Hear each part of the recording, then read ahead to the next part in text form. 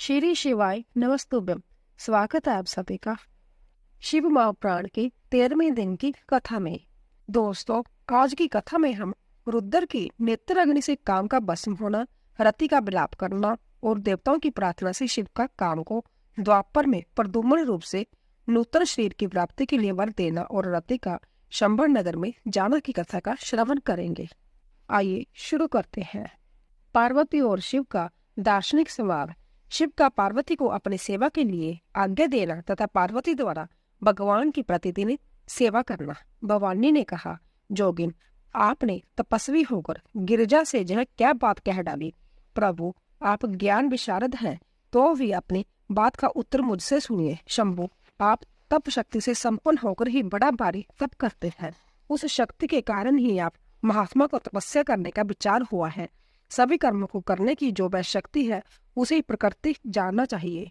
प्राकृतिक से ही सबकी सृष्टि, पालन और संहार होते हैं। भगवान, आप कौन है और सूक्ष्म प्रकृति क्या है, इसका विचार कीजिए।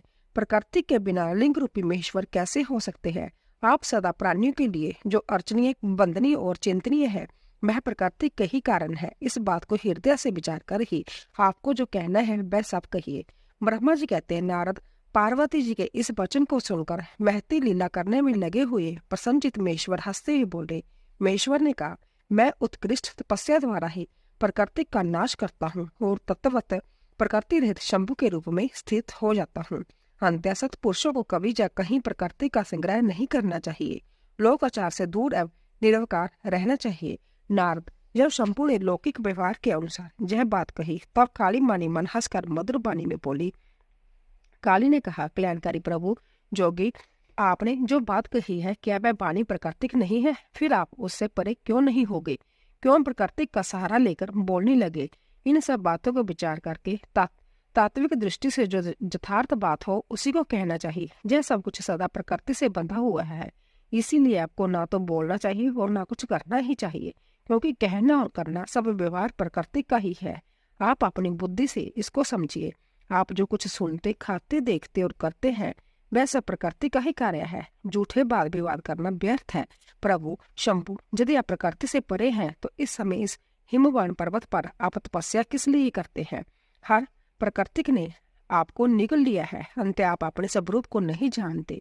ईश, आप यदि अपने स्वरूप को जानते हैं तो किस लिए तप करते हैं? जोगिन, मुझे आपके साथ वाद विवाद करने की क्या आवश्यकता है? प्रत्यक्ष प्रमाण उपलब्ध होने पर विद्वान पुरुष अनुमान प्रमाण को नहीं मानते। जो कुछ प्राणियों की इंद्रियों का विषय होता है, वह सब ज्ञानी पुरुषों को बुद्धि से विचार कर प्राकृतिक ही मानना चाहिए। जोगेश्वर, बहुत कहने से क्या लाभ? मेरी उत्तम बात सुनिए। मैं प्रकृति हूँ, आप पुरुष है। यह सत्य है, सत्य है, इसमें संशय नहीं है। मेरे अनुग्रह ही आप सुगुण और साकार माने गए हैं। मेरे बिना तो आप निरीह है, कुछ भी नहीं कर सकते। आप जितेंद्रिय होने पर भी प्रकृति के अधीन हो, सदा नाना प्रकार के कर्म करते रहते हैं, फिर भी निराकार कैसे हो और मुझसे लिप्त कैसे नहीं? शंकर, यदि आप प्रकृति से परे हैं और यदि आपका यह कथन सत्य है, तो आपको मेरे समीप रहने पर भी डरना नहीं चाहिए। ब्रह्मा जी कहते हैं, पार्वती का जय सांख्य शास्त्र के अनुसार कहा हुआ वचन सुनकर भगवान शिव वेदांत मत में स्थित हो उनसे जो बोले। श्री शिव ने कहा, सुंदर भाषण करने वाली गिरिजे, यदि तुम संख्या मत को धारण करके ऐसी बात कहते हो तो प्रतिदिन मेरी सेवा करो, परंतु वह सेवा शास्त्र निषिद्ध नहीं होनी चाहिए। गिरिजा से ऐसा कहकर भक्तों पर अनुग्रह और उनका मनोरंजन करने वाले भगवान शिव हिमवान से बोले। शिव ने कहा, गिरिजाराज, मैं यही तुम्हारे अंतत रमणीय श्रेष्ठ शिखर की भूमि पर उत्तम तपस्या तथा अपने आनंदमय परमार्थ स्वरूप का विचार करता हुआ विचरूंगा। पर्वतराज, आप मुझे जहाँ तपस्या करने की अनुमति दे। आपकी अनुज्ञा के बिना कोई तप नहीं किया जा सकता। देवादिदेव शूलधारी भगवान शिव का जय कथन सुनकर हिमवान ने उन्हें प्रणाम करके कहा, महादेव, देवता, असुर और मनुष्य सहित संपूर्ण जगत तो आपका ही है। मैं तुच्छ होकर आपसे क्या कहूँ? ब्रह्मा जी कहते हैं, नारद, गिरिजाराज हिमवान के ऐसा कहने पर लोक कल्याणकारी भगवान शंकर हंस पड़े और आदर पूर्वक उनसे बोले, अब तुम जाओ। शंकर की आज्ञा पाकर हिमवान अपने घर लौट गए। वह गिरिजा के साथ प्रतिदिन उनके दर्शन के लिए आते थे।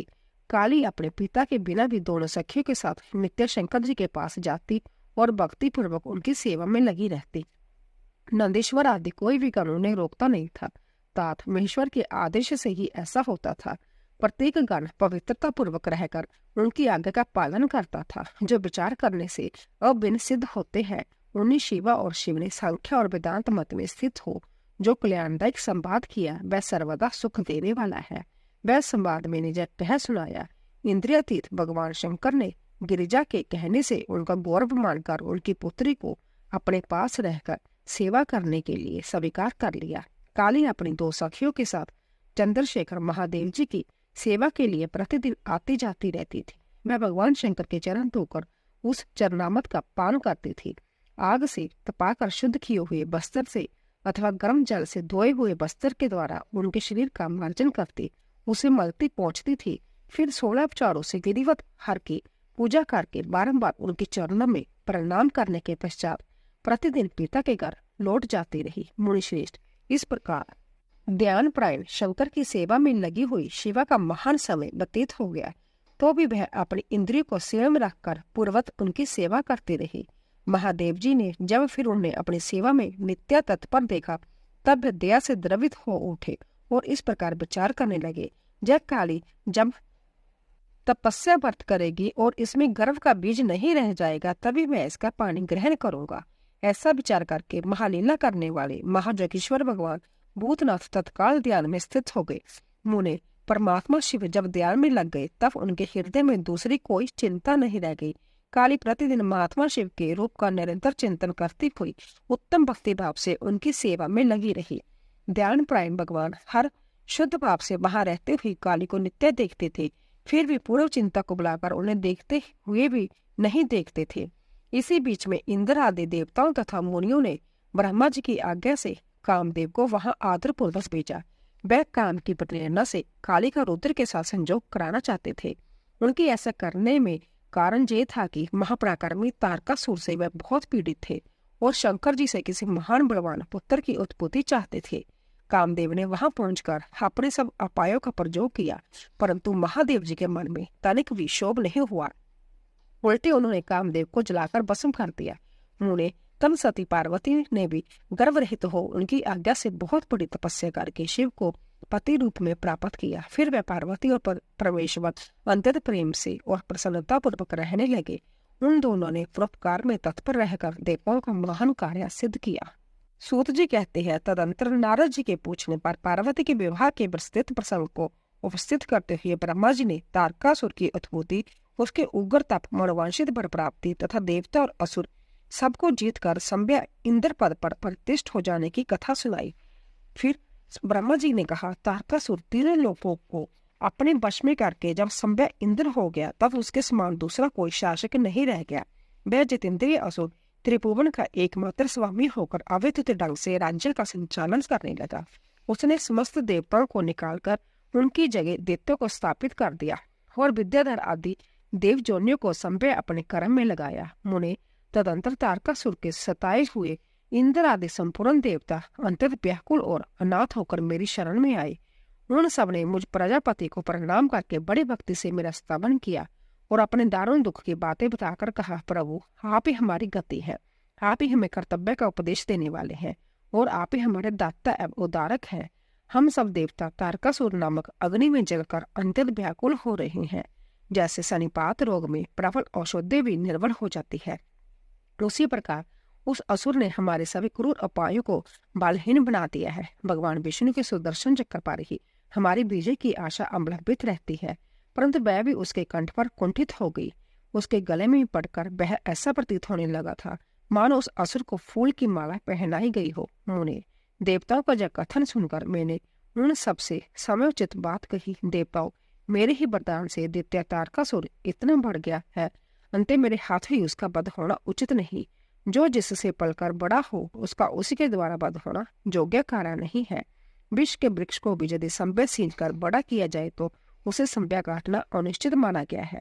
तुम लोगों का सारा कार्य करने के योग्य भगवान शंकर है, किंतु वे तुम्हारे कहने पर भी संभ्य उस असुर का सामना नहीं कर सकते। तारक दैत्य संभ्य अपने पाप से नष्ट होगा। मैं जैसा उपदेश करता हूँ तुम वैसा कार्य करो। मेरे वर के प्रभाव से ना मैं तारकासुर का वध कर सकता हूँ, ना भगवान विष्णु कर सकते हैं और ना भगवान शंकर ही उसका वध कर सकते हैं। दूसरा कोई वीर पुरुष अथवा सारे देवता मिलकर भी उसे नहीं मार सकते। जय मैं सत्य कहता हूँ देवताओं, यदि शिवजी के वीर्य से कोई पुत्र उत्पन्न हो तो वह तारक देवता का वध कर सकता है, दूसरा नहीं। सुरश्रेष्ठगण, इसके लिए जो उपाय मैं बताता हूँ उसे सुनो। महादेव जी की कृपा से वह उपाय अवश्य सिद्ध होगा। पूर्व काल में जिस दक्ष कन्या सती ने दक्ष के जग में अपने शरीर को त्याग दिया था, वही इस समय हिमालय पत्नी मेनका के गर्भ से उत्पन्न हुई है। यह बात तुम्हें भी विदित है। महादेव जी भी उस कन्या का पानी ग्रहण अवश्य करेंगे। तथापि देवताओं, तुम संभव भी इसके लिए प्रयत्न करो। तुम अपने जतन से ऐसा उद्योग करो जिससे मेनका कुमारी पार्वती में भगवान शंकर अपने वीर्य का दान कर सके। भगवान शंकर दुर्वरेता है, उनका वीर्य ऊपर की ओर उठा हुआ है। उनके वीर्य को स्खलित करने में केवल पार्वती ही समर्थ है, दूसरी कोई अबला अपनी शक्ति से ऐसा नहीं कर सकती। गिरिजा राज की पुत्री वह पार्वती इस समय युवा अवस्था में प्रवेश कर चुकी है और हिमालय पर तपस्या में लगे हुए महादेव जी की प्रतिदिन सेवा करती है। अपने पिता हिमवान के कहने से काली शिवा अपनी 2 सखियों के साथ ध्यान परायण परमेश्वर शिव की सिंग्रह सेवा करती है। तीनों लोकों में सबसे अधिक सुंदरी पार्वती शिव के सामने रहकर प्रतिदिन उनकी पूजा करती है। तथापि वह ध्यान मगन महेश्वर मन से भी ध्यानहीन स्थिति में नहीं आते, अर्थात ध्यान भंग करके पार्वती की ओर देखने का विचार भी मन में नहीं लाते। देवताओं, चंद्रशेखर शिव जिस प्रकार काली को अपनी बारह बनाने की इच्छा करे, वैसी चेष्टा तुम लोग शीघ्र ही प्रयत्न पूर्वक करो। मैं उस दैत्य के स्थान पर जाकर तारकासुर को बुरे हाथ से हटाने की चेष्टा करूंगा। अंत अब तुम लोग अपने स्थान को जाओ।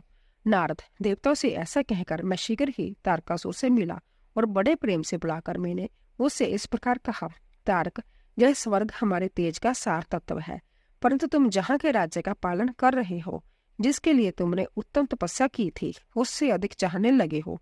मैंने तुम्हें इसमें छोटा ही वर दिया था, स्वर्ग का राज्य कदापि नहीं दिया था, इसलिए तुम स्वर्ग को छोड़कर पृथ्वी पर राज्य करो। असुर श्रेष्ठ, देवताओं के योग्य जितने भी कार्य है वह सब तुम्हें वही सुलभ होंगे, इसमें अन्यथा विचार करने की आवश्यकता नहीं है। ऐसा कहकर उस असुर को समझाने के बाद मैं शिवा और शिव का स्मरण करके वहां से अदृश्य हो गया। तारकासुर भी स्वर्ग को छोड़कर पृथ्वी पर आ गया और शोणितपुर में रहकर वह राज्य करने लगा। फिर सब देवता भी मेरी बात सुनकर मुझे प्रणाम करके इंद्र के साथ प्रसन्नता पूर्वक बड़ी सावधानी के साथ इंद्रलोक में गए। वहां जाकर परस्पर मिलकर आपस में सलाह करके वह सब देवता इंद्र से प्रेम पूर्वक बोले, भगवान शिव की शिवा में जैसे भी काम मूलक रुचि हो, वैसा ब्रह्मा जी का बताए हुआ सारा प्रयत्न आपको करना चाहिए। इस प्रकार देवराज इंद्र से संपूर्ण वृत्तांत निवेदन करके वह देवता प्रसन्नता पूर्वक सब और अपने अपने स्थान पर चले गए। इंद्र द्वारा काम का स्मरण, उसके साथ उनकी बातचीत तथा उनके कहने से काम का शिव को मोह में डालने के लिए प्रस्थान करना। ब्रह्मा जी कहते हैं, नारद, देवताओं के चले जाने पर दुरात्मा तारक दैत्य से पीड़ित हुए इंद्र ने कामदेव का स्मरण किया। कामदेव तत्काल वहां आ पहुंचा। तब इंद्र ने मित्रता का धर्म बतलाते हुए काम से कहा, मित्र, कालवशत मुझ पर असाध्य दुख आ पड़ा, उसे तुम्हारे बिना कोई भी दूर नहीं कर सकता। दाता की परीक्षा दुर्भिक्ष में, शूरवीर की परीक्षा रणभूमि में, मित्र की परीक्षा आपत्ति काल में तथा स्त्री के कुल की परीक्षा पति के असमर्थ हो जाने पर होती है। तात संकट पड़ने पर विनय की परीक्षा होती है और प्रोष में सत्य है उत्तम स्नेह की, अन्यथा नहीं। जय मैंने सच्ची बात कही है। मित्रवार, इस समय मुझ पर जो विपत्ति आई है उसका निवारण दूसरे किसी से नहीं हो सकता। अंते आज तुम्हारी परीक्षा हो जाएगी। यह कार्य केवल मेरा ही है और मुझे ही सुख देने वाला है, ऐसी बात नहीं, अपितु यह समस्त देवता आदि का कार्य है, इसमें संशय नहीं है। इंद्र की यह बात सुनकर कामदेव मुस्कुराया और प्रेम पूर्ण गंभीर वाणी में बोला। काम ने कहा, देवराज, आप ऐसी बात क्यों कहते हैं? मैं आपको उत्तर नहीं दे रहा हूँ, आवश्यक निवेदन मात्र कर रहा हूँ। लोक में कौन उपकारी मित्र है और कौन बनावटी, यह संभव देखने की वस्तु है, कहने की नहीं है। जो संकट के समय बहुत बातें करता है वह काम क्या करेगा? तथापि महाराज, प्रभु मैं कुछ कहता हूँ, उसे सुनिए। मित्र जो आपके इंद्र पद को छीनने के लिए दारुण तपस्या कर रहा है, आपके उस शत्रु को मैं सर्वथा तपस्या से भ्रष्ट कर दूंगा। जो काम जिससे पूरा हो सके, बुद्धिमान पुरुष उसे उसी काम में लगाए। मेरे योग्य जो कार्य हो वह सब आप मेरे जिम्मे कीजिए। ब्रह्मा जी कहते हैं, कामदेव का यह कथन सुनकर इंद्र बड़े प्रसन्न हुए। वह कामनी को सुख देने वाले काम को प्रणाम करके उससे इस प्रकार बोले। इंद्र ने कहा, तात मानव, मैंने अपने मन में जिस कार्य को पूर्ण करने का उद्देश्य रखा है उसे सिद्ध करने में केवल तुम ही समर्थ हो। दूसरे किसी से उस कार्य का होना संभव नहीं है। मित्रवर मनोभव काम, जिसके लिए आज तुम्हारे सहयोगों की अपेक्षा हुई है, उसे ठीक ठीक बता रहा हूँ, सुनो। तारक नाम से प्रसिद्ध जो महान दैत्य है, वह ब्रह्मा जी का अवैध उत्तर पाकर अजय हो गया है और सभी को दुख दे रहा है। वह सारे संसार को पीड़ा दे रहा है। उसके द्वारा बारंबार धर्म का नाश हुआ है। उससे सब देवता और समस्त ऋषि दुखी हुए हैं। संपूर्ण देवताओं ने पहले उसके साथ अपनी पूरी शक्ति लगाकर युद्ध किया था, परंतु उसके ऊपर सबके अस्त्र शस्त्र निष्फल हो गए। जल के स्वामी वरुण का पाश टूट गया। श्री हरि का सुदर्शन चक्र भी वहां सफल नहीं हुआ। श्री विष्णु ने उसके कंठ पर चक्कर चलाया, किंतु वह वहां कुंठित हो गया। ब्रह्मा जी ने महाजोगेश्वर भगवान शंभु के वीर्य से उत्पन्न हुए बालक के हाथ से इस दुरात्मा दैत्य की मृत्यु बताई है। यह कार्य तुम्हें अच्छी तरह और प्रयत्न पूर्वक करना है मित्रवर। उसके हो जाने से हम देवताओं को बड़ा सुख मिलेगा। भगवान शंभु गिरिजाराज हिमालय पर उत्तम तपस्या में लगे हैं। वह हमारे भी प्रभु है, कामना के वश में नहीं है, स्वतंत्र परमेश्वर है। मैंने सुना है कि गिरिजा नंदनी पार्वती पिता की आज्ञा पाकर अपने 2 सखियों के साथ उनके समीप रहकर उनकी सेवा में रहती है। उनका जय प्रयत्न महादेव जी को पति रूप में प्राप्त करने के लिए ही है, परंतु भगवान शिव अपने मन को संयम नियम से वश में रखते हैं।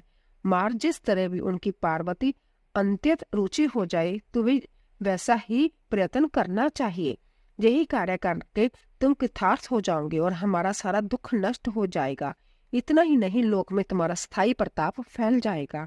ब्रह्मा जी कहते हैं, नारद, इंद्र के ऐसा कहने पर कामदेव का मुखार बिंद प्रसन्नता से खिल उठा। उसने देवराज से प्रेम पूर्वक कहा, मैं इस कार्य को करूंगा, इसमें संशय नहीं है। ऐसा कहकर शिव की माया से मोहित हुए काम ने उस कार्य के लिए स्वीकृति दे दी और शीघ्र ही उसका भार ले लिया। वह अपनी पत्नी रति और बसंत को साथ ले बड़ी प्रसन्नता के साथ उस स्थान पर गया जहाँ साक्षात जोगेश्वर शिव उत्तम तपस्या कर रहे थे। रुद्र की नेत्राग्नि से काम का भस्म होना, रति का विलाप, देवताओं की प्रार्थना से शिव का काम को द्वापर में प्रद्युम्न रूप से नूतन शरीर की प्राप्ति के लिए वर देना और रति का शंबर नगर में जाना। ब्रह्मा जी कहते हैं, मुने काम अपने साथी बसंत आदि को लेकर वहां पहुंचा। उसने भगवान शिव पर अपने बाण चलाए। तब शंकर जी के मन में पार्वती के प्रति आकर्षण होने लगा और उनका धीरा छूटने लगा।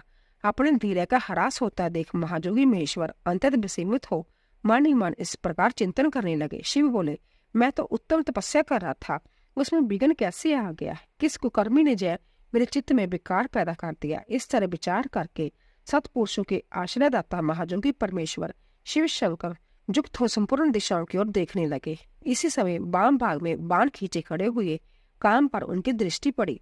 वह मूर्छित मदन अपनी शक्ति के घमंड में आकर पुण्य अपना बाण छोड़ना ही चाहता था। नारद, इस अवस्था में काम पर दृष्टि पड़ते ही परमात्मा गिरीश को तत्काल रोष चढ़ आया। उन्होंने उधर आकाश में बाण सहित धनुष लिए खड़े हुए काम ने भगवान शंकर पर अपना अमोघ अस्त्र छोड़ दिया, जिसका निवारण करना बहुत कठिन था। परंतु परमात्मा शिव पर वह मोघ अस्त्र भी व्यर्थ हो गया। कुपित हुए परमेश्वर के पास जाते ही शांत हो गया। भगवान शिव पर अपने अस्त्र के व्यर्थ हो जाने पर काम को बड़ा व्यय हुआ। भगवान मृत्युंजय को सामने देखकर वह कांप उठा और इंद्र आदि समस्त देवताओं का सम्मान करने लगा।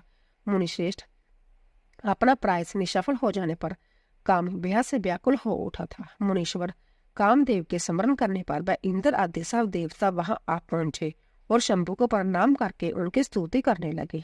देवता स्तुति कर ही रहे थे कि कुपित हुए भगवान हर के ललाट के मध्य भाग में स्थित तृतीय नेत्र से बड़े भारी आग तत्काल प्रकट होकर निकली।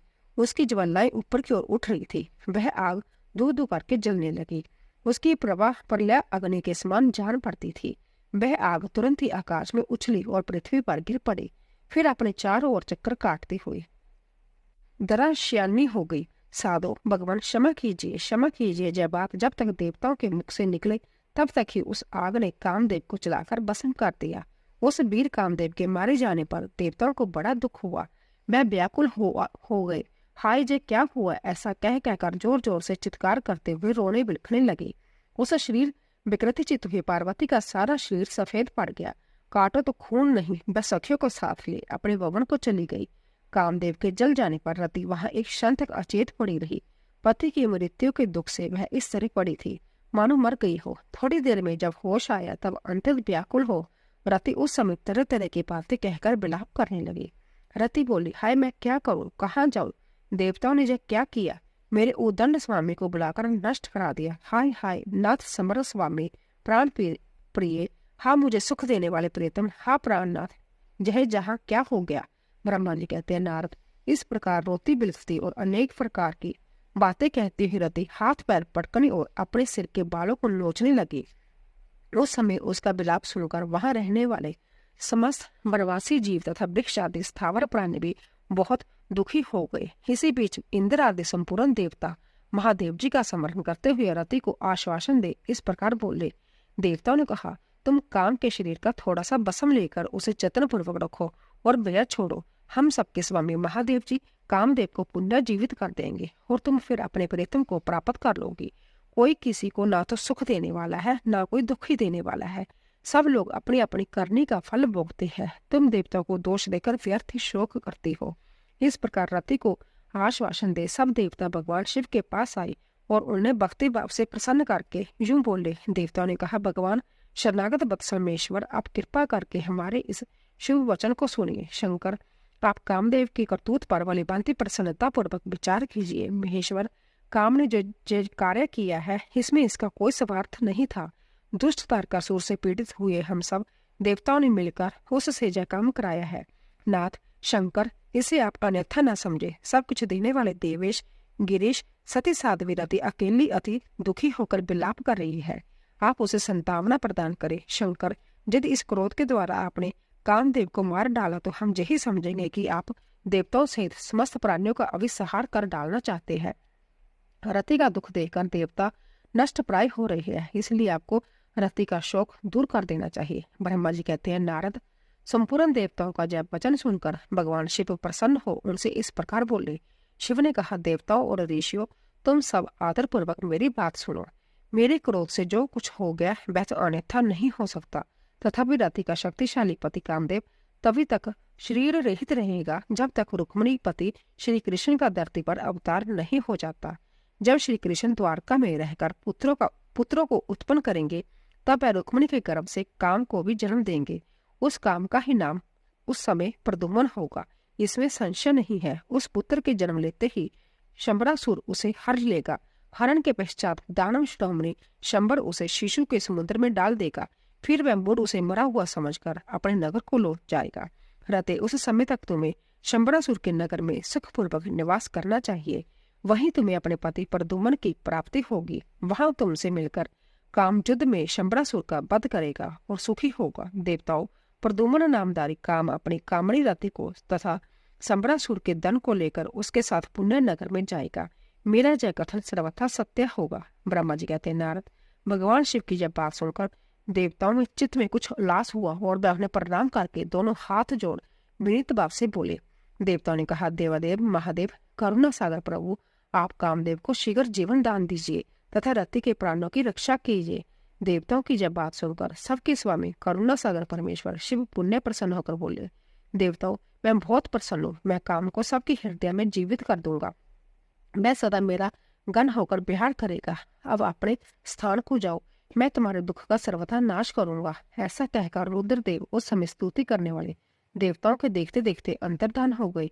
देवताओं का विस्मय दूर हो गया और वह सब के सब प्रसन्न हो गए।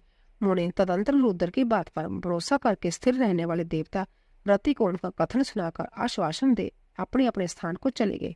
मुनीश्वर काम पत्नी रति शिव के बताए हुए शांबर नगर को चली गई तथा रुद्रदेव ने जो समय बताया था उसकी प्रतीक्षा करने लगी।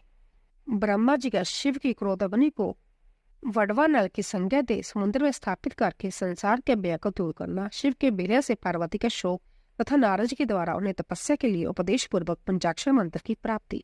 ब्रह्मा जी कहते हैं, नारद, जब भगवान रुद्र के तीसरे नेत्र से प्रकट हुई अग्नि ने कामदेव को शीघ्र जलाकर भस्म कर दिया, तब वह बिना किसी प्रचोदन के ही प्रज्वलित हो सब और फैलने लगी। इससे चराचर प्राणियों से तीनों लोकों में महान हाहाकार मच गया। तात संपूर्ण देवता और ऋषि तुरंत मेरी शरण में आए। उन सब ने अंधत व्याकुल होकर मस्तक झुका दोनों हाथ जोड़ मुझे प्रणाम किया और मेरी स्तुति करके वह दुख निवेदन किया। वह सुनकर मैं भगवान शिव का स्मरण करके उसके हेतु का बलिवांति विचार कर तीनों लोगों की रक्षा के लिए विनीत भाव से वहां पहुंचा। वह अग्नि ज्वालाओं में से अंतित उद्दीप्त हो जगत को जला देने के लिए उदत थी, परंतु भगवान शिव की कृपा से प्राप्त हुए उत्तम तेज के द्वारा मैंने उसे तत्काल स्तंभित कर दिया। मुने त्रिलोकी को दग्ध करने की इच्छा रखने वाली उस क्रोध में अग्नि को मैंने एक ऐसे घोड़े के रूप में परिणित कर दिया जिसके मुख से सौम्य ज्वाला प्रकट हो रही हो। भगवान शिव की इच्छा से उस बाडव शरीर घोड़े वाली अग्नि को लेकर मैं लोकहित के लिए समुद्र तट पर गया। मुने मुझे आया देख समुद्र एक दिव्य पुरुष का रूप धारण करके हाथ जोड़े हुए मेरे पास आया। मुझे संपूर्ण लोगों के पितामह की बलिभांति विधिवत स्तुति वंदना करके सिंधु ने मुझसे प्रसन्नता पूर्वक कहा। सागर बोला, सर्वेश्वर ब्राह्मण, आप जहाँ किस लिए पधारे हैं? मुझे अपना सेवक समझ इस बात को प्रीतिपूर्वक कहिए। सागर की बात सुनकर भगवान शंकर का स्मरण करके लोकहित का ध्यान रखते हुए मैंने उससे प्रसन्नता पूर्वक कहा, तात समुद्र, तुम बड़े बुद्धिमान और संपूर्ण लोगों के हितकारी हो। मैं शिव की इच्छा से प्रेरित हो हार्दिक प्रीतिपूर्वक तुमसे कह रहा हूँ, जब भगवान महेश्वर का क्रोध है, जो महान शक्तिशाली अश्व के रूप में जहाँ उपस्थित है, यह कामदेव को तग्ध करके तुरंत ही संपूर्ण जगत को भस्म करने के लिए उद्यत हो गया था। यह देख पीड़ित हुए देवताओं की प्रार्थना से मैं शंकर इच्छावश वहां गया और इस अग्नि को स्तंभित किया। फिर इसने घोड़े का रूप धारण किया और इसे लेकर मैं जहां आया। जलाधर, मैं जगत पर दया करके तुम्हें जो आदेश दे रहा हूँ, इस महेश्वर के क्रोध को जो बांडव का रूप धारण करके मुख से ज्वाला प्रकट करता हुआ खड़ा है, तुम प्रलय काल पर्यंत धारण किए रहो। सरित पते, जब मैं जहां आकर वास करूंगा, तब तुम भगवान शंकर के इस अवैधुत क्रोध को छोड़ देना। तुम्हारा जल ही प्रतिदिन इसका भोजन होगा। तुम जतन पूर्वक इसे ऊपर ही धारण किए रहना, जिससे जय तुम्हारी अनंत जलराशि के भीतर न चला जाए।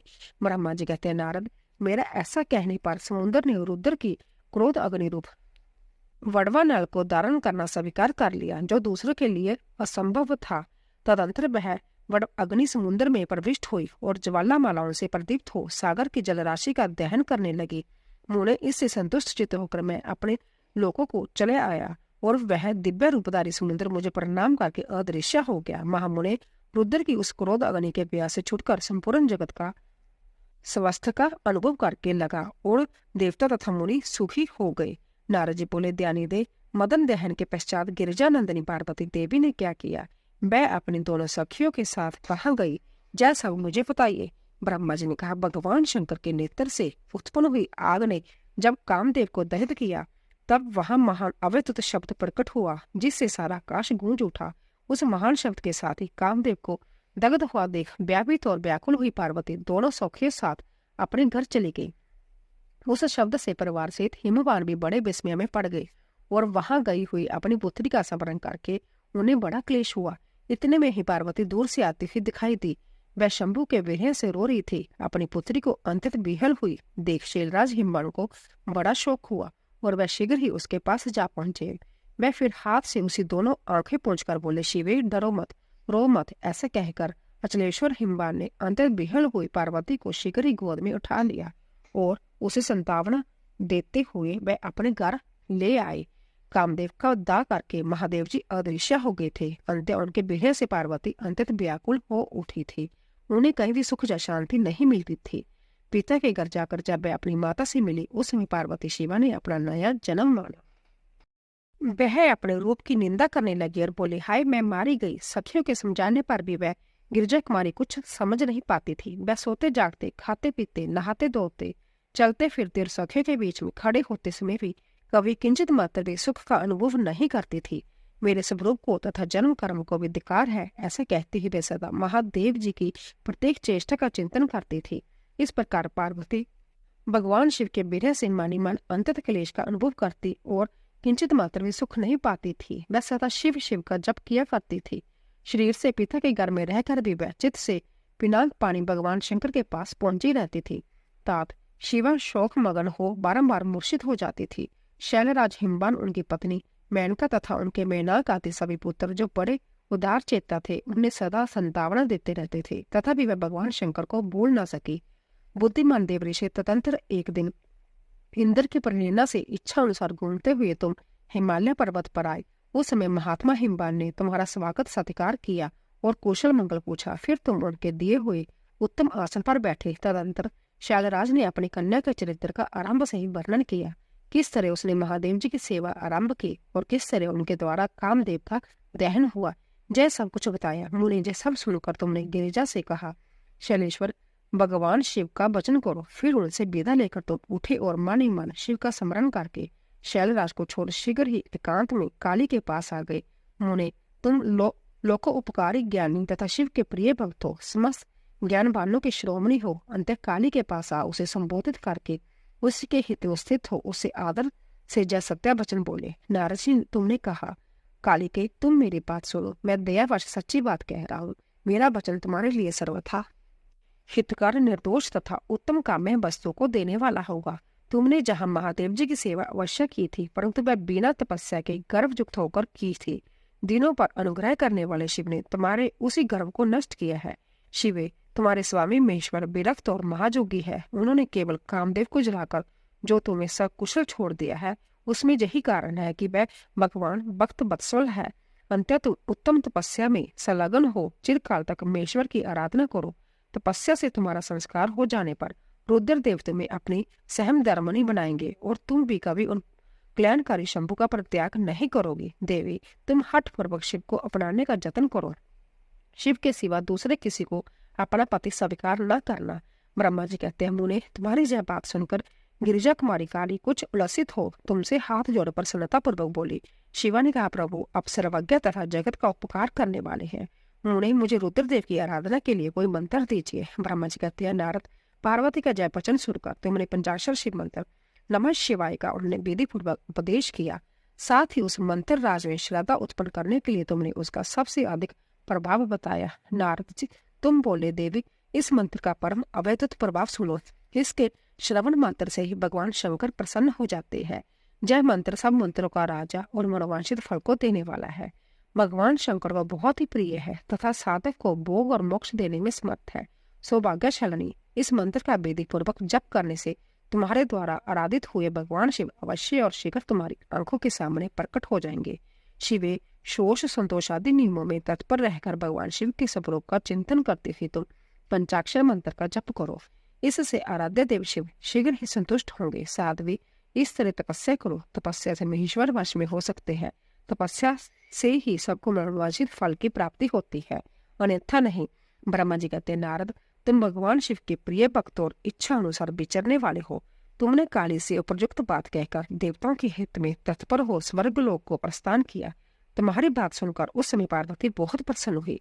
उन्हें परम उत्तम पंचाक्षर मंत्र प्राप्त हो गया था। श्री शिव की आराधना के लिए पार्वती जी का दुष्कर तपस्या करना। ब्रह्मा जी कहते हैं, देवऋषि, तुम्हारे चले जाने पर प्रफुल्लित हुई पार्वती ने महादेव जी की तपस्या से ही साध्या माना और तपस्या के लिए ही मन में निश्चय किया। तब उन्होंने अपनी सखी जया और विजया के द्वारा पिता हिमालय और माता मैना से आज्ञा मांगी। पिता ने तो स्वीकार कर लिया, परंतु माता मैना ने स्नेहवश अनेक प्रकार से समझाया और घर से दूर वन में जाकर तप करने से पुत्री को रोका। मैना ने तपस्या के लिए वन में जाने से रोकते हुए माँ बाहर ना जाओ ऐसा कहा, इसलिए उस समय शिवा का नाम उमा हो गया।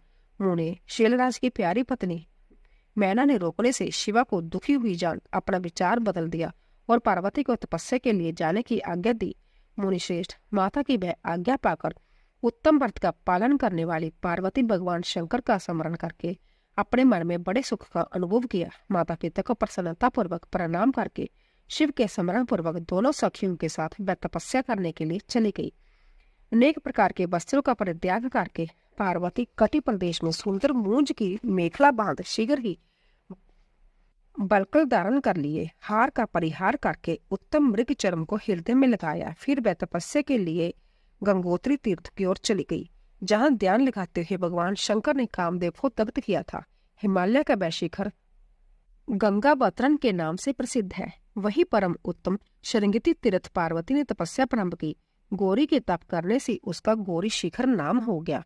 मुनि शिवा ने अपने तप की परीक्षा के लिए वहां बहुत से सुंदर पवित्र वृक्ष लगाए जो फल देने वाले थे। सुंदरी पार्वती ने पहले भूमि शुद्ध करके वहां एक वेदी का निर्माण किया। तदंतर ऐसी तपस्या आरंभ की जो मुनियों के लिए भी दुष्कर थी। वह मन सहित संपूर्ण इंद्रियों को शीघ्र ही काबू में करके उस वेदी पर उच्च कोटि की तपस्या करने लगी। ग्रीष्म ऋतु में अपने चारों ओर दिन रात आग जलाई रहकर वह बीच में बैठती और निरंतर पंचाक्षर मंत्र का जप करती रहती थी। वर्षा ऋतु में वेदी पर सुस्थिर आसन में बैठकर अथवा किसी पत्थर की चट्टान पर ही आसन लगाकर वह निरंतर वर्षा की जलधारा से भीगती रहती थी। शीतकाल में निरहार रहकर भगवान शंकर के भजन में तत्पर हो वह सदा शीतल जल के भीतर खड़ी रहती थी तथा रात भर बर्फ की चट्टानों पर बैठा करती थी। इस प्रकार तप करती हुई पंचाक्षर मंत्र के जप में संलग्न हो शिवा संपूर्ण मनोवांछित फल के दाता शिव का ध्यान करती थी। प्रतिदिन अवकाश मिलने पर वह सखियों के साथ अपने लगाए हुए वृक्षों को प्रसन्नता पूर्वक सींचती और वहां पधारे हुए अतिथि का आतिथ्य सत्कार भी करती थी। शुद्ध चित्त वाली पार्वती ने प्रचंड आंधी, कड़ाके की सर्दी, अनेक प्रकार की वर्षा तथा दुस्सह धूप का भी सेवन किया। उनके ऊपर वहां नाना प्रकार के दुख आए, परंतु उन्होंने उन सबको कुछ नहीं गिना। उन्हें वह केवल शिव में मन लगाकर वहां सुस्थिर भाव से खड़ी जा बैठी रहती थी। उनका पहला वर्ष फलहार में बीता और दूसरा वर्ष उन्होंने केवल पत्ते चबाकर बताया। इस तरह तपस्या करती हुई देवी पार्वती ने क्रमशः असंख्य वर्ष व्यतीत कर दिए। तदंतर हिमवान की पुत्री शिवा देवी पत्ते खाना भी छोड़कर सर्वथा निरहार रहने लगी। तो भी तपस्या में उनका अनुराग बढ़ता ही गया। हिमाचल पुत्री शिवा ने भोजन के लिए परण का भी परित्याग कर दिया, इसलिए देवताओं ने उनका नाम अपर्णा रख दिया। इसके बाद पार्वती भगवान शिव के स्मरण पूर्वक एक पैर से खड़ी हो पंचाक्षर मंत्र का जप करती हुई बड़ी भारी तपस्या करने लगी। उनके अंग चीर और बक्कल से ढके थे। वह मस्तक पर जटाओं का समूह धारण किए रहती थी। इस प्रकार शिव के चिंतन मगन में लगी हुई पार्वती ने अपनी तपस्या के द्वारा मुनि को जीत लिया। उस तपोवन में महेश्वर के चिंतन पूर्वक तपस्या करती हुई काली के 3000 वर्ष बीत गए। तदंतर जहाँ महादेव जी ने 60,000 वर्षों तक तप किया था, उस स्थान पर क्षण ठहरकर शिवा देवी इस प्रकार चिंता करने लगी, क्या महादेव जी भी इस समय यह नहीं जानते कि मैं उनके लिए नियमों के पालन में तत्पर हो तपस्या कर रही हूँ? फिर क्या कारण है कि दीर्घ काल से तपस्या में लगी हुई मुझ सेविका के पास वह नहीं आए? लोक में, वेद में और मुनि द्वारा सदा गिरीश की महिमा का गान किया जाता है। सब यही कहते हैं कि भगवान शंकर सर्वज्ञ, सर्व आत्मा, सर्वदर्शी, समस्त ऐश्वर्य के दाता, दिव्य शक्ति संपन्न, सबके मनोभावों को समझ लेने वाले, भक्तों को उनकी अविष्ट वस्तु देने वाले और सदा समस्त क्लेशों का निवारण करने वाले हैं। यदि मैं समस्त कामनाओं का परित्याग करके भगवान वृषध्वज में अनुरुक्त हुई हूँ, तो वह कल्याणकारी भगवान शिव जहाँ मुझ पर प्रसन्न हो। यदि मैंने नारद तंत्र सूक्त शिव पंचाक्षर मंत्र का सदा उत्तम भक्ति भाव से विधि पूर्वक जप किए है, तो भगवान शंकर मुझ पर प्रसन्न हो। यदि मैं सर्वेश्वर शिव की भक्ति से युक्त अब निर्विकार हूँ, तो भगवान शंकर मुझ पर अंत्यत प्रसन्न हो। इस तरह नित्य चिंतन करती हुई जटा बलकलदार ने निर्विकारा पार्वती मुंह नीचे किए दीर्घ काल तक तपस्या में लगी रही। उन्होंने ऐसी तपस्या की जो मुनियों के लिए भी दुष्कर थी। वहां उस तपस्या का स्मरण करके पुरुषों को बड़ा विस्मय हुआ। महर्षि पार्वती की तपस्या का जो दूसरा प्रभाव पड़ा था, उसे भी इस समय सुनो।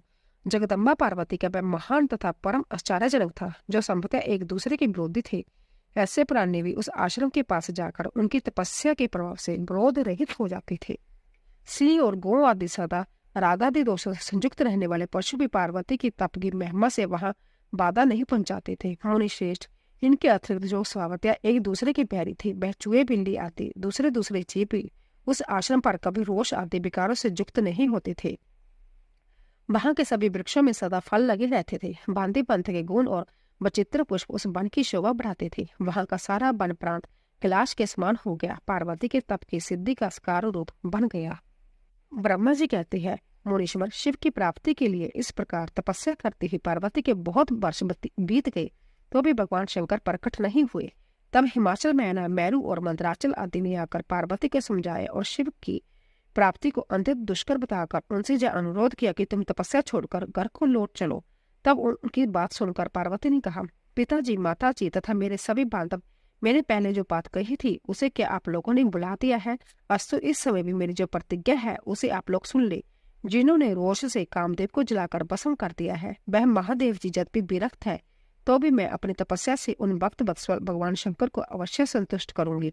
आप सब लोग प्रसन्नता पूर्वक अपने अपने घर को जाए। महादेव जी को संतुष्ट होंगे कि इसमें अन्यथा विचार की आवश्यकता नहीं है। जिन्होंने कामदेव को जलाया है, जिन्होंने इस पर्वत के वन को भी जलाकर भस्म कर दिया है, उन भगवान शंकर को मैं केवल तपस्या से यही बुलाऊंगी। महाभगन, आप यह जान ले कि महान तपोबल से ही भगवान सदाशिव की सेवा सुलभ हो सकती है। जय मैं आप लोगों से सत्य सत्य कहती हूँ। सुमधुर भाषण करने वाली पर्वत राजकुमारी शिवा, माता मेनका, बाई मैनाक, पिता हिमालय और मंदराचल आदि से अप्रयुक्त बात कहकर शीघ्र ही चुप हो गई। शिवा के ऐसा कहने पर वह चतुर चालाक पार्वती, गिरिजाराज सुमेरु आदि गिरिजा की बारंबार प्रशंसा करते हुए अंततः सीमित हो जैसे आए थे वैसे ही लौट गए। उन सब के चले जाने पर सखियों से घिरी हुई पार्वती मन में यथार्थ निश्चय करके पहले से ही अधिक उग्र तपस्या करने लगी। मुनिश्रेष्ठ देवताओं, असुर और मनुष्य और चराचर प्राणी सहित समस्त त्रिलोकी उस महती तपस्या से संतप्त हो उठी। उस समय समस्त देवता, असुर, यक्ष, किन्नर, चारण, सिद्ध, साध्य, मुनि, विद्याधर, बड़े बड़े नाग, प्रजापति, ग्राहक तथा अन्य लोग महान से महान कष्ट में पड़ गए, परंतु इसका कोई कारण उनके समझ में नहीं आया। तब इंद्र आदि सब देवता मिलकर गुरु बृहस्पति से सलाह ले बड़ी विहलता के साथ सुमेरु पर्वत पर मुझ विधाता की शरण में आए। उस समय उनके सारे अंग संतप्त हो रहे थे। वहां आ मुझे प्रणाम कर उन सभी व्याकुल और कांतिहीन देवताओं ने मेरी स्तुति करके एक साथ मुझसे पूछा, प्रभु, जगत के संतप्त होने का क्या कारण है? उनका जब प्रश्न सुनकर मानी मन शिव का स्मरण करके विचार पूर्वक मैंने सब कुछ जान लिया। इस समय विश्व में जो दाव उत्पन्न हो रहा है वह गिरिजा की तपस्या का फल है। यह जानकर मैं उन सबके साथ शीघ्र ही क्षीर सागर को गया। वहां जाने का उद्देश्य भगवान विष्णु से सब कुछ बताना था। वहां पहुंचकर देखा कि भगवान श्री हरि सुखद आसन पर विराजमान है। देवताओं के साथ मैंने हाथ जोड़कर प्रणाम पूर्वक उनकी स्तुति की और कहा, महाविष्णु, तपस्या में लगी हुई पार्वती के परम उग्र तप से संतप्त हो हम सब लोग आपकी शरण में आए हैं। आप हमें बचाइए, बचाइए। हम सब देवताओं की यह बात सुनकर शेष शैया पर बैठे हुए भगवान लक्ष्मीपति हमसे बोले। श्री विष्णु ने कहा, देवताओं, मैंने आज पार्वती जी की तपस्या का सारा कारण जान लिया है। अंतिम तुम लोगों के साथ अब परमेश्वर शिव के समीप चलता हूँ। हम सब लोग मिलकर जय प्रार्थना करेंगे कि वह गिरिजा को ब्याह कर अपनी जान ले आवे। अमरो, इस समय समस्त संसार के कल्याण के लिए भगवान से शिवा के पानी ग्रहण के लिए अनुरोध करना है। देवादिदेव पिनाकधारी भगवान शिव शिवा को वर देने के लिए जैसे भी वहीं उनके आश्रम पर जाए, इस समय हम वैसा ही प्रयत्न करेंगे। अंत्य परम मंगल में महाप्रभु रुद्र जहाँ उग्र तपस्या में लगे हुए हैं वही हम सब लोग चले। भगवान विष्णु की जब बात सुनकर समस्त देवता आदि हाथी, क्रोधी और जलाने के लिए उदत रहने वाले प्रलयकाल रुद्र से अंतत व्यापित हो बोले। देवताओं ने कहा, भगवान जो महाभयंकर काल अग्नि के समान दीप्तिमान और भयानक नेत्र से युक्त है, उन रोष परे महाप्रभु रुद्र के पास हम लोग नहीं जा सकेंगे, क्योंकि जैसे पहले उन्होंने कुपित हो दुर्जय काम को भी जला दिया था, उसी प्रकार वह हमें भी दग्ध कर डालेंगे, इसमें संशय नहीं है। मुने इंद्र आदि देवताओं की बात सुनकर लक्ष्मीपति श्री हरि ने उन सबको संतावना देते हुए कहा। श्री हरि बोले, हे देवताओं, तुम सब लोग प्रेम और आदर के साथ मेरी बात सुनो। भगवान शिव देवताओं के स्वामी तथा उनके व्यय का नाश करने वाले हैं। वह तुम्हें नहीं दग्ध करेंगे। तुम सब लोग बड़े चतुर हो। अंत्य तुम्हें शंभु को कल्याणकारी मानकर हमारे साथ सबके उत्तम प्रभु उन महादेव जी की शरण में चलना चाहिए। भगवान शिव प्राण पुरुष, सर्वेश्वर, वर्णीय, तपस्वी और परमात्मा स्वरूप है। अंत्य हमें उनकी शरण में अवश्य चलना चाहिए। प्रभावशाली विष्णु के ऐसा कहने पर सब देवता उनके साथ पिनाक पानी शिव का दर्शन करने के लिए गए। मार्ग में पार्वती का आश्रम पहले पड़ता था। अंत्य उन गिरिजा नंदिनी की तपस्या देखने के लिए विष्णु आदि सब देवता कौतूहल पूर्वक उनके आश्रम पर गए। पार्वती के श्रेष्ठ तप को देखकर सब देवता उनके उत्तम तेज से व्याप्त हो गए। उन्होंने तपस्या में लगी हुई उन तेजों में जगदम्बा को नमस्कार किया और साक्षात सिद्धि स्वरूपा शिवा देवी की तप की पूरी प्रशंसा करते हुए वे सब देवता उस स्थान पर गए जहां भगवान वृषध्वज विराजमान थे। उन्होंने वहां पहुंचकर सब देवताओं ने पहले तुम्हें उनके पास भेजा और संभव वह मदन दहनकारी भगवान हर से दूर ही खड़े रहे। वह वहीं से जहां देखते रहे कि भगवान शिव कुपित है या प्रसन्न। नारद, तुम तो सदा निर्भय रहने वाले और विशेषकर शिव के भक्त हो। अंत्य तुमने भगवान शिव के स्थान पर जाकर उन्हें सर्वथा प्रसन्न देखा। फिर वहां से लौटकर तुम श्री विष्णु आदि सब देवताओं को भगवान शिव के स्थान पर ले गए। वहां पहुंचकर विष्णु आदि सब देवताओं ने देखा भक्त वत्सल भगवान शिव सुखपूर्वक प्रसन्न मुद्रा में बैठे हैं। अपने गुणों से घिरे हुए शंभु तपस्वी का रूप धारण किए जोग पट पर आसीन थे। उन परमेश्वर स्वरूपी शंकर का दर्शन करके मेरे सहित श्री विष्णु तथा अन्य देवताओं, सिद्धों और मुनीश्वरों ने उन्हें प्रणाम करके वेदों और उपनिषदों के सूत्रों द्वारा उनका स्तवन किया। देवताओं का भगवान शिव से पार्वती के साथ विवाह करने का अनुरोध करना, भगवान का विवाह के दोष बताकर अस्वीकार करना तथा उनके पुण्य प्रार्थना करने पर स्वीकार कर लेना। ब्रह्मा जी कहते हैं, नारद, देवताओं ने वहां पहुंचकर भगवान रुद्र को प्रणाम करके उनकी स्तुति की।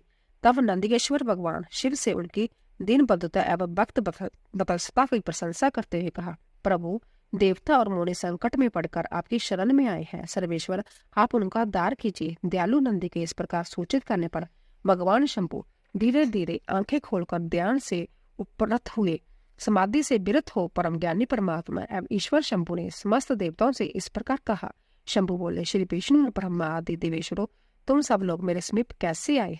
तुम अपने आने का जो भी कारण है वह शीघ्र बताओ। भगवान शंकर का यह वचन सुनकर सब देवता प्रसन्न होकर बताने के लिए भगवान विष्णु के मुंह की ओर देखने लगे तथा शिव के महान भक्त और देवताओं के हितकारी श्री विष्णु मेरे बताए हुए देवताओं के महत्तर कार्य को सूचित करने लगे। उन्होंने कहा, शंभु, तारकासुर ने देवताओं को अंतत अवैधुत एवं महान कष्ट प्रदान किया है। यही बताने के लिए सब देवता जहाँ आए हैं। भगवान, आपकी ओर से पुत्र से ही तारक दैत्य का मारा जा सकेगा और किसी प्रकार से नहीं। मेरा जय कथन सर्वथा सत्य है। महादेव, इस प्रकार विचार करके आप कृपा करें। आपको नमस्कार है। स्वामी, तारकासुर के द्वारा उपस्थित किए गए इस कष्ट से आप देवताओं का उद्धार कीजिए। देव शंभु, आप दाहिने हाथ से गिरिजा का पानी ग्रहण करें। गिरिजाराज हिमबाण के द्वारा दी हुई महानुभावा पार्वती को पानी ग्रहण के द्वारा ही अनुग्रहित कीजिए। श्री विष्णु का जय वचन सुनकर जोग परायण भगवान शिव ने उन सबको उत्तम गति का दर्शन कराते हुए इस प्रकार कहा। देवताओं, ज्यों ही मैंने सर्वांग सुंदरी गिरिजा देवी को स्वीकार किया, त्यों ही समस्त सुरवेश्वर तथा ऋषि मुनि साकाम हो जाएंगे। फिर तो वह परमत पथ पर चलने में समर्थ न हो सकेंगे। दुर्गा अपने पानी ग्रहण मात्र से ही कामदेव को जीवित कर देगी। विष्णु, मैंने कामदेव को जलाकर देवताओं का बहुत बड़ा कार्य सिद्ध किया है। आज से सब लोग मेरे साथ सुनिश्चित रूप से निष्काम होकर रहें। देवताओं, जैसे मैं हूँ उसी तरह तुम सब लोग पृथक पृथक रहकर कोई विशेष प्रयत्न किए बिना ही अंतत दुष्कर उत्तम तपस्या कर सकोगे। अब उस मतन के न होने से तुम सब देवता समाधि के द्वारा परम आनंद का अनुभव करते हुए निर्विकार हो जाओ, क्योंकि काम नरक की ही प्राप्ति कराने वाला है। काम से क्रोध होता है, क्रोध से मोह होता है और मोह से तपस्या नष्ट होती है। अंत तुम सभी श्रेष्ठ देवताओं के काम और क्रोध का परित्याग कर देना चाहिए। मेरे इस कथन को कभी अन्यथा नहीं मानना चाहिए। ब्रह्मा जी कहते हैं, नारद, वृषण के चिन्ह से युक्त ध्वजा धारण करने वाले भगवान महादेव ने इस प्रकार बातें सुनाकर ब्रह्मा विष्णु देवताओं तथा मुनियों को निष्काम धर्म का उपदेश दिया। तदंतर भगवान शंभु ने पुण्य ध्यान लगाकर चुप हो गए और पहले की भांति पार्षदों से घिरे हुए सुस्थिर भाव से बैठ गए। वह अपने मन में ही संभ्या आत्म स्वरूप निरंजन, निरावास, निरम्य, नित्य, ममता रहित, निर्विग्रह, शब्दातीत, निर्गुण, ज्ञानमय एवं प्रकृति से पर परमात्मा का चिंतन करने लगे। इस प्रकार परम स्वरूप का चिंतन करते हुए वह ध्यान में स्थित हो गए। बहुत से प्राणियों की सृष्टि करने वाले भगवान शिव ध्यान करते करते ही परम आनंद निमग्न हो गए। श्री हरि एवं इंद्र आदि देवताओं ने जब परमेश्वर शिव को ध्यान मगन देखा, तब उन्होंने नंदी की सम्मति ली। नंदी ने पुण्य दीन भाव से स्तुति करने के लिए कहा। उनकी इस सम्मति से अनुसार देवता स्तुति करने लगे। वह बोले, देवादिदेव महादेव, करुणा सागर प्रभु, हम आपकी शरण में आए हैं। आप महान क्लेश से हमारा उद्धार कीजिए। ब्रह्मा जी कहते हैं, नारद, इस प्रकार बहुत दीनतापूर्ण उक्ति से देवताओं ने भगवान शंकर की स्तुति की। इसके बाद वह सब देवता प्रेम से व्याकुलचित हो उच्च स्वर से फूट फूट कर रोने लगे। मेरे साथ भगवान श्री हरि उत्तम भक्ति भाव से युक्त हो माने मन भगवान शंभु का स्मरण करते हुए अंततः दीनतापूर्वक वाणी द्वारा उनसे अपना अभिप्राय निवेदन करने लगे। देवताओं के मेरे तथा श्री हरि के इस प्रकार बहुत स्तुति करने पर भगवान महेश्वर अपने भगत वत्सलता के कारण ध्यान से विरत हो गए। उनका मन अंततः प्रसन्न था। वह भक्त वत्सल शंकर श्री हरि आदि को करुणा दृष्टि से देखकर उनका हर्ष बढ़ाते हुए बोले, विष्णु, ब्रह्मा तथा इंद्र आदि देवताओं, तुम सब लोग एक साथ जहाँ किस अभिप्राय से आए हो, मेरे सामने सच सच बताओ। श्री हरि ने कहा, महेश्वर, आप सर्वज्ञ हैं, सबके अंतर्यामी ईश्वर हैं। क्या आप हमारे मन की बात नहीं जानते? अवश्य जानते हैं। तथापि आपकी आज्ञा से मैं संज्ञा भी कहता हूँ। सुखदायक शंकर, हम सब देवताओं को तारकासुर से अनेक प्रकार का दुख प्राप्त हुआ है, इसीलिए देवताओं ने आपकी प्रसन्नता की है। आपके लिए ही उन्होंने गिरजा राज हिमालय से शिवा की उत्पत्ति कराई है। शिवा के गर्भ से आपके द्वारा जो पुत्र उत्पन्न होगा, उसी से तारकासुर की मृत्यु होगी, दूसरे किसी उपाय से नहीं। ब्रह्मा जी ने उस दैत्य को यही वर दिया था, इस कारण दूसरे से उसकी मृत्यु नहीं हो पा रही है। अतएव वह निडर होकर सारे संसार को कष्ट दे रहा है। इधर नारद जी की आज्ञा से पार्वती कठोर तपस्या कर रही है। उनके तेज से समस्त चराचर प्राणियों से त्रिलोकी आच्छादित हो गई है। इसीलिए परमेश्वर, आप शिवा को वर देने के लिए चाहिए। स्वामी, देवताओं का दुख मिटाइए और हमें सुखी कीजिए। शंकर, मेरे तथा देवताओं के हृदय में आपके विवाह का उत्सव देखने के लिए बड़ा भारी उत्साह है। अंत आप यथोचित रीति से व्यवहार कीजिए। हे परमेश्वर, आपने रति को जो वर दिया था उसकी पूर्ति का अवसर आ गया है। अंत अपनी प्रतिज्ञा को शीघ्र सफल कीजिए। ब्रह्मा जी कहते हैं, नारद ऐसा कह उन्हें प्रणाम करके श्री विष्णु आदि देवताओं और महर्षियों ने नाना प्रकार के स्त्रोतों द्वारा पुण्य उनकी स्तुति की। फिर वह सब के सब उनके सामने खड़े हो गए। भक्तों के दिन रहने वाले भगवान शंकर भी, जो वेद मर्यादा के रक्षक थे, देवताओं की बात सुनकर हंसकर बोले, हे हरे, हे वेदे और हे देवताओं, तुम सब लोग आदर पूर्वक सुनो। मैं यथोचित विशेषतः विवेक पूर्ण बात कह रहा हूँ। विवाह करना मनुष्य के लिए उचित कार्य नहीं है, क्योंकि विवाह दृढ़ता पूर्वक बांध रखने वाली एक बहुत बड़ी बेड़ी है। जगत में बहुत से कुसंग है, परंतु स्त्री का संग उन सब से बढ़कर है। मनुष्य सारे बंधनों से छुटकारा पा सकता है, परंतु स्त्री प्रसंग रूपी बंधन से वह मुक्त नहीं हो पाता। लोहे और काठ की बनी हुई बेड़ियों में दृढ़ता पूर्वक बंधा हुआ पुरुष भी एक दिन उस कैद से छुटकारा पा लेता है, परंतु स्त्री पुत्र आदि के बंधन में बंधा हुआ मनुष्य कभी छूट नहीं पाता। महान बंधन में डालने वाले विषय सदा बढ़ते रहते हैं। जिसका मन विषयों के वशीभूत हो गया है, उसके लिए मोक्ष स्वप्न भी दुर्लभ है। विद्वान पुरुष यदि सुख चाहता है तो वह विषयों को विधि पूर्वक त्याग दे। विषयों को विष के समान बताया गया है, जिनके द्वारा मनुष्य मारा जाता है। विषय की साथ वार्ता करने मात्र से मनुष्य क्षण भर में पतित हो जाता है। आचार्यों ने विषयों को मिश्री मिलाई हुई बारूनी मदिरा कहा है। जब भी मैं इस बात को जानता हूँ और जब भी विषयों के इन सारे दोषों का मुझे विशेष ज्ञान है, तथापि मैं तुम्हारी प्रार्थना को सफल करूंगा, क्योंकि मैं भक्तों के अधीन रहता हूँ और भक्त वत्सल्त वश उचित अनुचित सारे कार्य करता हूँ। इसलिए तीनों लोकों में अयथोचित कर्ता के रूप में मेरी प्रसिद्धि है। भक्तों के लिए मैंने अनेक बार बहुत से प्रयत्न करके कष्ट सहन किए हैं। गृहपति होकर विश्वानर मुनि का दुख दूर किया है। हरे विदे, अब अधिक कहने की क्या आवश्यकता है। मेरी जो प्रतिज्ञा है उसे तुम सब लोग अच्छी तरह जानते हो। मैं ये सत्य कहता हूँ कि जब जब वक्तों पर कहीं विपत्ति आती है, तब तब मैं तत्काल उनके सारे कष्ट हर लेता हूँ। तारकासुर से तुम सब लोगों को जो दुख प्राप्त हुआ है उसे मैं जानता हूँ और उसका हरण करूंगा। यह भी सत्य सत्य बता रहा हूँ। जब भी मेरे मन में विवाह करने की कोई रुचि नहीं है, तथापि मैं पुत्र उत्पादन के लिए गिरिजा के साथ विवाह करूंगा। तुम सब देवता अब निर्भय होकर अपने अपने घर जाओ, मैं तुम्हारा कार्य सिद्ध करूंगा। इस विषय में अब कोई विचार नहीं करना चाहिए। ब्रह्मा जी कहते हैं, नारद ऐसा कहकर भगवान शंकर मौन और समाधि में स्थित हो गए और विष्णु आदि सभी देवता अपने अपने धाम को चले गए। बोले शिव शंकर भगवान की जय। दोस्तों, कल की कथा में हम पार्वती जी की बात सुनकर जटाधारी ब्राह्मण का शिव की निंदा करते हुए पार्वती को उनकी ओर से मन को हटा लेने का आदेश देना की कथा का श्रवण करेंगे। तो दोस्तों, अगर आपको हमारी कथा पसंद आ रही हो, प्लीज जाने से पहले कमेंट बॉक्स में ओम नमः शिवाय, हर हर महादेव अवश्य लिखें। आप सभी का धन्यवाद।